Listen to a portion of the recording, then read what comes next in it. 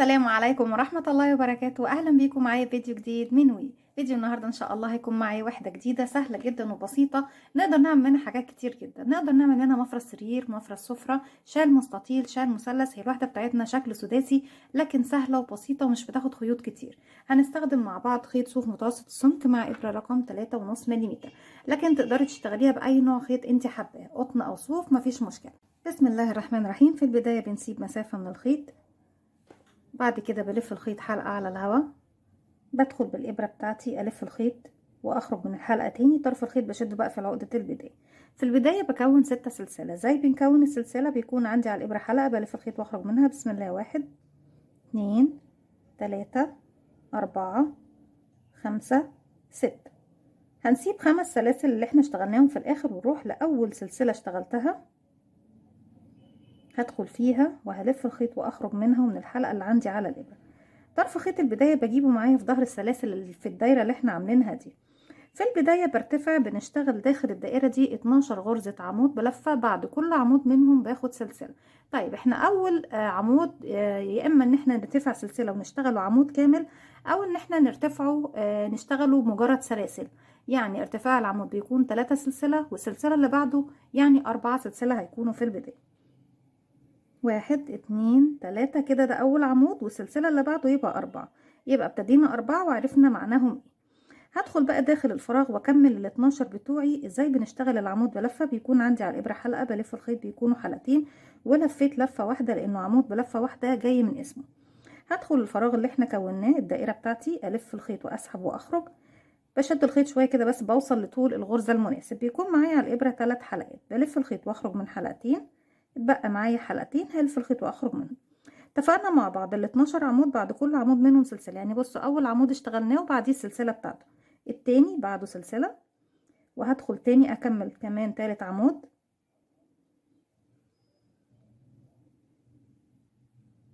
وسلسله، وهكذا لغايه ما بكمل 12 عمود بلفه، وبعد كل عمود منهم سلسله بكمل وارجع لكم. رجعت لكم تاني، وبعد 12 عمود بلفه بروح لتالت سلسله ارتفاع. 1 2 رقم 3 بدخل فيها، وهخلي معايا كمان خيط البداية نكمل ان اخفائه مع بعض.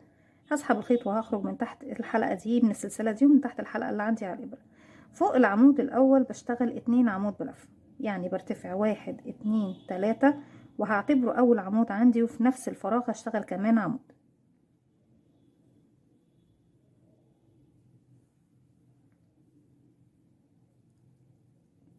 بعد ما اشتغلنا عمودين هيقابلني سلسلة تحت هتجاهلها. أول سلسلة بتجاهلها هروح للعمود رقم 2. أنا كده اشتغلت في العمود الأول 2، هسيب السلسلة واروح للعمود رقم 2 واشتغل 2 عمود بلفة في نفس الفراغ.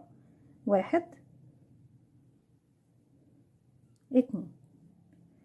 كده اشتغلنا عمودين وعمودين في العمود الأول، وسيبنا السلسلة واشتغلنا في العمود التاني عمودين. هاخد سلسلتين فوق السلسلة اللي جاية دي. 1 2، وهروح للعمود اللي بعدها، يعني هسيب السلسلة فوقيها سلسلتين وهروح للعمود اللي بعدها واشتغل مرتين عمودين فوق العمود. 1 تاني في نفس الفراغ. 2. السلسلة اللي بعد العمودين بسيبها وبروح للعمود اللي بعده واشتغل عمودين. 1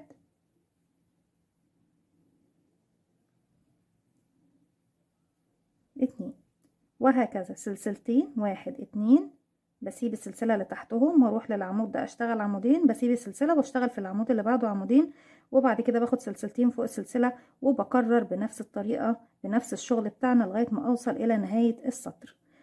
في نهاية السطر طبعا بيتكون عندي 6 زوايا. انا عندي كده 1 2، وبنكون الزاوية رقم 3.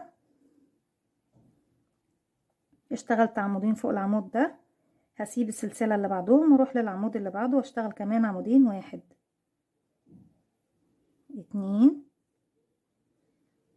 واخد سلسلتين. 1 2، يعني كل ما بكون 4 عمود بشتغلهم باخد سلسلتين، بسيب سلسلة وبروح للعمودين اللي بعدهم واشتغل بنفس الطريقة فوق كل عمود منهم مرتين. هكمل وارجع لكم. في نهاية السطر بتاعي بعد اخر عمودين عملتهم فوق العمود الاخير برتفع سلسلتين. 1 2، ودي بتكون الزاوية الرقم 6 بتاعتي.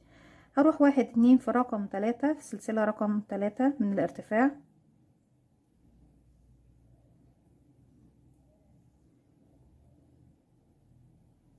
بقفل بغرزة منزلقة. زي ما احنا شايفين اتكون عندي مكان السلاسل 1 2 3 4 5 6 و6 مجموعات 1 2 3 4 5 6. فوق كل مجموعة احنا كده عندنا 4 عمود زي ما احنا شايفين. هرتفع فوق اول عمود عمود 1 2 3 سلسلة، وفي نفس الفراغ كمان هشتغل كمان عمود، يعني بعمل تزايد فوق اول عمود وهعمل كمان تزايد فوق اخر عمود، والعمودين اللي في النص بشتغل فوق كل واحد فيهم واحد بس. انا اشتغلت 3 سلسلة فوق الفراغ الاول، وهدخل تاني داخل الفراغ الاول اشتغل كمان عمود. انا كده عملت تزايد في اول السطر. العمود اللي بعده بشتغل عمود واحد بس،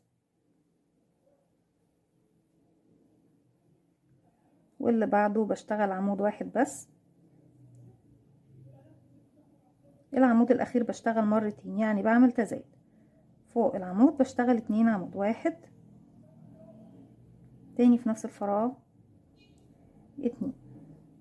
يبقى احنا كده اشتغلنا فوق اول فراغ 2، بعد كده واحد واحد، في الاخر 2.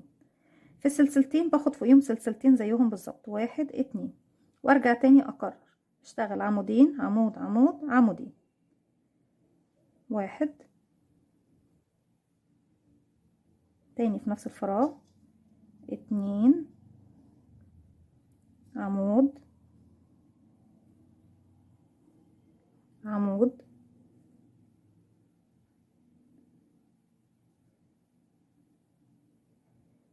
العمود الاخير 2، واحد 2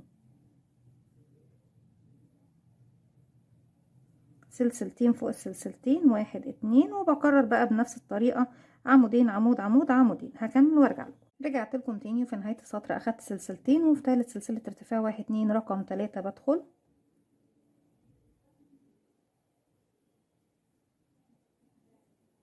وبقفل بغرزة منزلق، اسحب الخيط من تحتها ومن تحت الحلقة اللي عندي على الابرة. بردك برجع اعمل تزايد، يعني بكرر نفس اللي انا عملته تحت. اول عمود فوقيه عمودين، اخر عمود فوقيه عمودين، الاربع اعمدة اللي في المنتصف فوقيهم عمود واحد بس. هنرتفع 1 2 3، وبعتبره اول عمود في الفراغ الاول، وتاني مرة هرجع في نفس الفراغ هو بعمل كمان عمود بلف 2 دبل كروشيه فوق العمود الاول، يعني 2 عمود بلفة فوق العمود الاول. هرجع اشتغل في العمود التاني عمود واحد بس،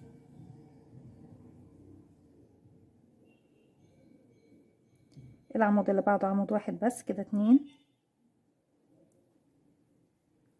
3، في العمود اللي بعده عمود واحد 4. اتبقى لي اخر عمود بشتغل فوقيه مرتين، واحد تاني في نفس الفراغ 2.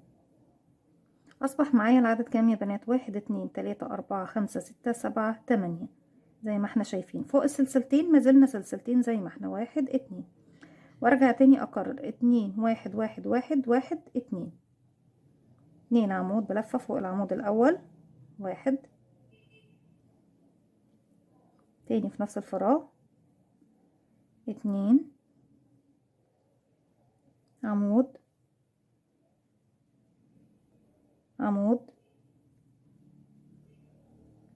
عمود عمود، الفراغ الاخير فيه مرتين، يعني 2 عمود بلفة في نفس الفراغ، واحد 2 سلسلتين، وبكرر نفس دوت لغاية ما بخلص الراوند بتاعي كله. هكمل وارجع لكم. رجعت لكم تاني. في نهاية السطر بتاعنا بناخد سلسلتين، 1 2، وبنروح نقفل في ثالث سلسلة ارتفاع بغرزة منزلقة.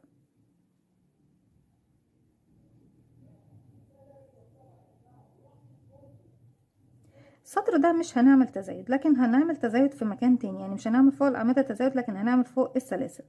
هرتفع فوق العمود الأول، يعني فوق كل عمود بقى هشتغل عمود واحد. فوق العمود الأول 1 2 3 سلسلة، واعتبرت نفسي اشتغلت العمود الأول. هروح بقى للعمود رقم 2، اشتغل عمود واحد،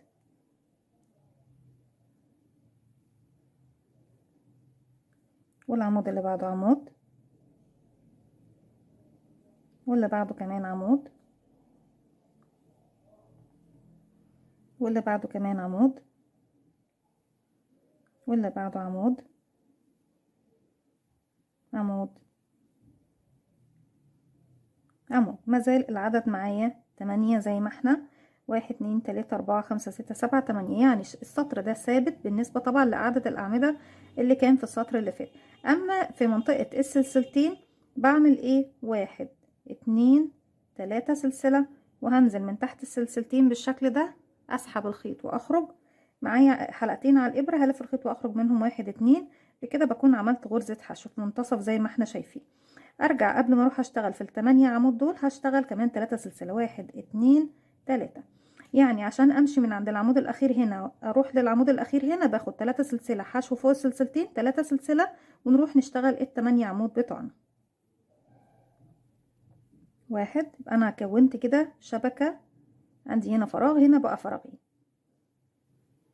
2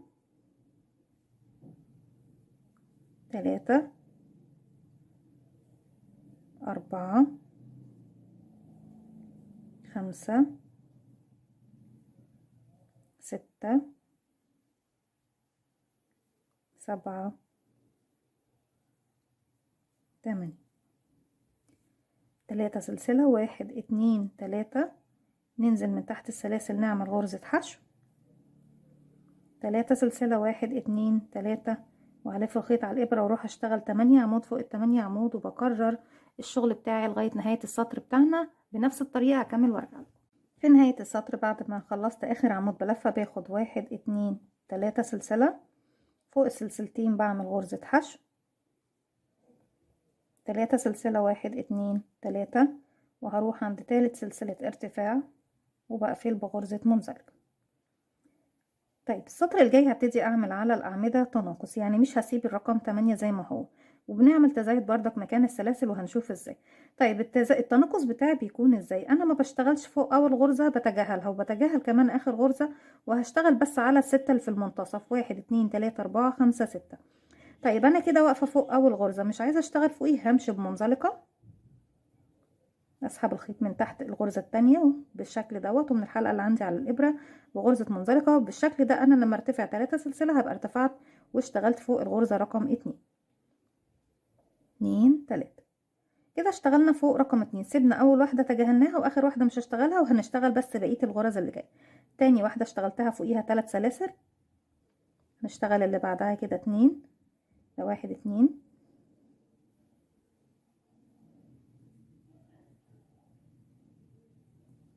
3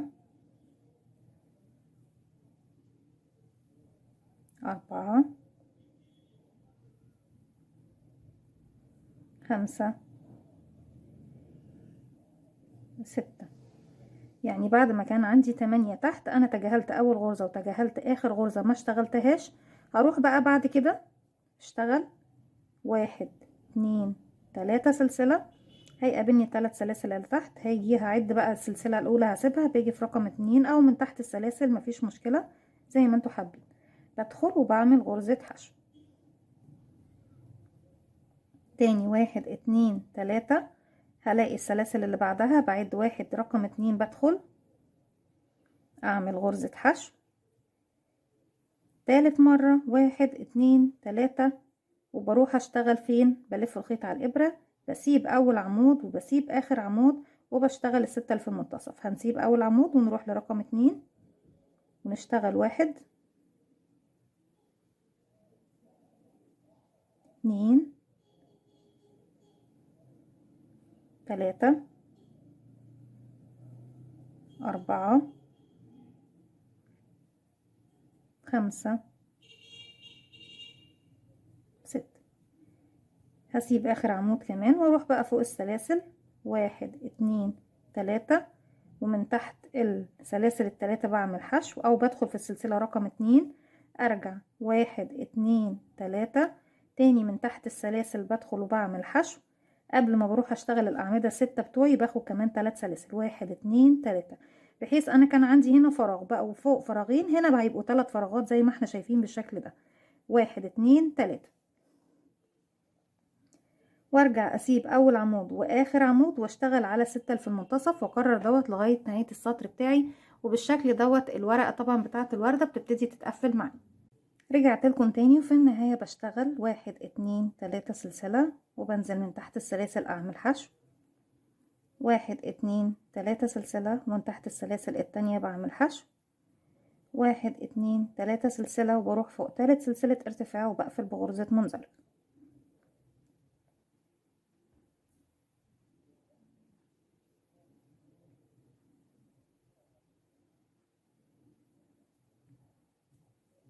بردك هتجاهل اول غرزة واخر غرزة، يعني بمشي بغرزة منزلقة سليب ستيتش لغاية الغرزة رقم 2، وارتفع 1 2 3، وبعتبر نفسي اشتغلت فوق الغرزة رقم 2، يعني الاولى لأ، وهشتغل فوق اللي وراها عمود كده 1 2، وهشتغل اللي بعدها كمان عمود يبقوا 3، وهشتغل كمان اللي بعدها عمود يبقوا 4، وهتجاهل اخر غرزة مش هشتغلها تاني. يبقى هسيب اول واحدة واخر واحدة وبشتغل بس 1 2 3 4. طيب مكان السلاسل كان 3 فراغات، باخد قبل ما بروح اشتغل على السلاسل الاولى 3 سلاسل 1 2 3، وبنزل من تحت ال3 سلاسل الاولى اعمل غرزة حشو، اما انك تدخلي من تحت بالشكل ده او تدخلي في الغرزة رقم 2. ارجع 1 2 3 سلسلة، واروح للسلاسل اللي بعدها من تحتها اعمل حشو 1 2 3، واروح للسلاسل الاخيرة اعمل من تحتها حشو. وعلشان اروح اشتغل في الغرزة بتاعتي لازم بردك اخد 3 سلاسل 1 2 3. بعد ما خلصنا السلاسل اللي تحت الاخيرة بقى عندي كام فراغ بقى؟ هنا 1 2 3، وهنا هيكون الرابع. هلف خيط على الابرة، هسيب اول عمود هتجاهله، وهسيب اخر عمود، وهشتغل 1 2 3 4. بنسيب الاول وبنشتغل 1 2 3 4. بعد ما اشتغلت 4 عمود باخد 1 2 3 وحشو تحت السلاسل، 1 2 3 حشو تحت السلاسل اللي بعدها، 1 2 3 حشو تحت السلاسل التالتة، 1 2 3، يعني 4 مرات باخد سلاسل علشان اروح اشتغل في الفراغ بتاعي. بعد كده الف الخيط على الابرة، بسيب اول فراغ وبروح للفراغ التاني وابتدي اشتغل، واسيب كمان اخر فراغ كده 1 2 3 4، وبسيب اخر فراغ ما بشتغلش فيه، وبكرر دوت لغايه طبعا ما بوصل الى نهايه السطر. هكمل وارجع لكم. رجعت لكم تاني، وفي النهايه اشتغلت 3 سلسله حشو 3 سلسله حشو 3 سلسله حشو 3 سلسله، وهروح لثالث سلسله ارتفاع وبقفل بغرزه منزلقه.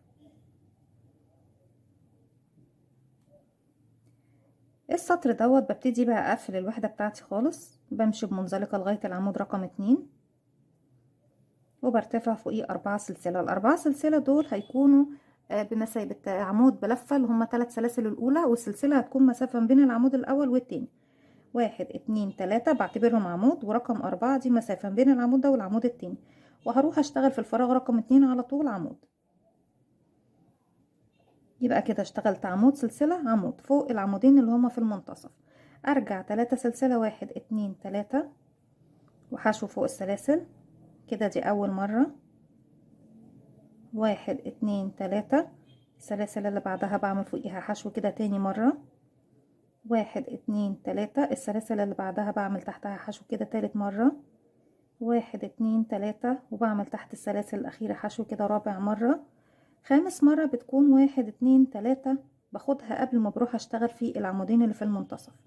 هروح بقى اسيب اول عمود واخر عمود، واروح لرقم 2 اشتغل عمود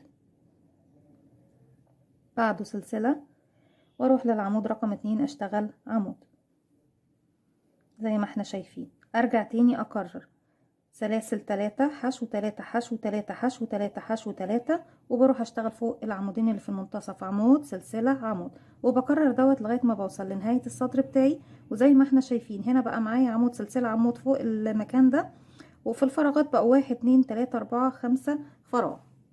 رجعت لكم تاني، وكده يكون خلص السطر معايا، والسطر اللي جاي هو السطر الاخير. في بعض اقتراحات للمفرش بتاعنا او الوحده بتاعتنا. تقدري تعملي المفرش كله لون واحد وتخلي سطر التشبيك بلون مختلف، او انك تخلي كل وحده بلون وتختاري مجموعه الالوان اللي انت حباها ويكون مفرش ملون، وتخلي بردك سطر التشبيك بلون واحد بردك، يعني الوحدات هتكون ملونه وسطر التشبيك بس هو اللي هيكون لون واحد وليكن الابيض مثلا، بنشبك بيه كل الوحدات. طريقه التشبيك احنا شرحناها مع بعض اكتر من مره، وهي طبعا ليها فيديو خاص بيها، وهي طريقه تشبيك طريقه تشبيك الجراني اللي هي بنشبك بيها مربع الجراني بس عن طريق غرزه الجراني، وهتلاقوها موجوده عندكم على القناه. اتمنى يا رب ان هي تنول اعجابكم. كده 1 2 3 4 خامس فراغ، 1 2 3. هنروح بقى 1 2 3 سلسله بدخل وبعمل غرزه منزلقه. طيب انا ما بشتغلش ايه، انا فوق الزاويه دي بشتغل سلاسل اللي هي العمود، سلسله عمود بشتغل 3 سلاسل، ما بشتغلش فيها اي حاجه. فهمشي لغايه السلسله بمنزلقه، وهمشي كمان فوق العمود بمنزلقه، وبدايتي هكون عند السلسله الاولى دي. يبقى عند السلاسل الاولى دي برتفع بقى 1 2 3، وبعتبرهم اول عمود بلفه موجود عندي، وداخل نفس الفراغ هشتغل كمان 3 عمود بلفه. 1 2 3، واول عمود يبقى 4. هروح للسلاسل اللي بعدها بتجاهل غرزة الحشو، فوق السلاسل بشتغل 4 عمود، 1 2 3 4. بسيب غرزة الحشو واروح للسلاسل 4 عمود، 1 2 3 4. بسيب الحشو بروح للسلاسل 1 2 3 4. كده كام مرة؟ 1 2 3 4. السلاسل اللي بعدها الفراغ رقم 5، 1 2 3 4. هيقابلني العمود سلسلة عمود، باخد فوقيهم 1 2 3 سلسلة وبتجاهلهم مش هشتغلهم. هروح بقى للسلاسل اللي بعدهم واكرر تاني فوق كل مجموعة من السلاسل الخمس مجموعات دول بشتغل فوق كل مجموعة منهم 4 عمود بلفة، 1 2 3 4. الشكل ده زي ما احنا شايفين. هنا دي بتكون زاوية، وعندي المكان اهو، بصوا دي بتكون الزاوية، وهنا بيكون الأماكن طبعا بشكل غرزة الجراني، كأني كده بكون سطر من غرزة الجراني. بكمل بنفس الطريقة 4 عمود 4 عمود 4 عمود 4 عمود، فوق العمود سلسلة عمود باخد 3 سلاسل، وبكرر كده لغاية ما بخلص الراوند بتاعي كله. هكمل وارجع لكم. رجعت لكم تاني وبكده يكون خلص السطر معايا. والسطر ده طبعا زي ما اتفقنا مع بعض، اول وحده بتشغليها كامله، والوحده التانية بتبتدي تشتغلي. انا بشتغل بس دلوقتي 1 2 3 سلسله، وفي ثالث سلسلة بروح اقفل بغرزة منزلقة. بنشغل الوحدة الاولى كاملة، وبعد كده الوحدات اللي جاية بشغلها لغاية السطر اللي فات، والسطر دوت ببتدي بقى اشبك في الوحدات المقابلة ليها. بنشبك وحدة من فوق وواحدة من هنا وواحدة من هنا وواحدة من هنا وواحدة من هنا وواحدة من هنا. والزوايا طبعا بتكون مشتركة ما بين الوحدات اللي بتتشبك مع بعض. يعني عندي وحدة هنا وواحدة هنا، الزاوية دي بتشترك في الوحدتين مع الوحدتين في الزوايا بتاعتهم برضه، وهكذا بنفس الطريقة. وزي ما قلت لكم لو حابين تشوفوا طريقة تشبيك الجراني موجودة عندكم في فيديو على القناة. اتمنى طبعا ان هو ينول اعجابكم، واتمنى كمان ان الوحدة بتاعتي النهاردة تكون سهلة وبسيطة وتنول اعجابكم. ما تنسوش لو عجبكم الفيديو تعملوا لي لايك وشير وسبسكرايب، واستنوني فيديو جديد من وفعلوا زرار الجرس عشان يوصلكم مني كل جديد. السلام عليكم ورحمة الله وبركاته.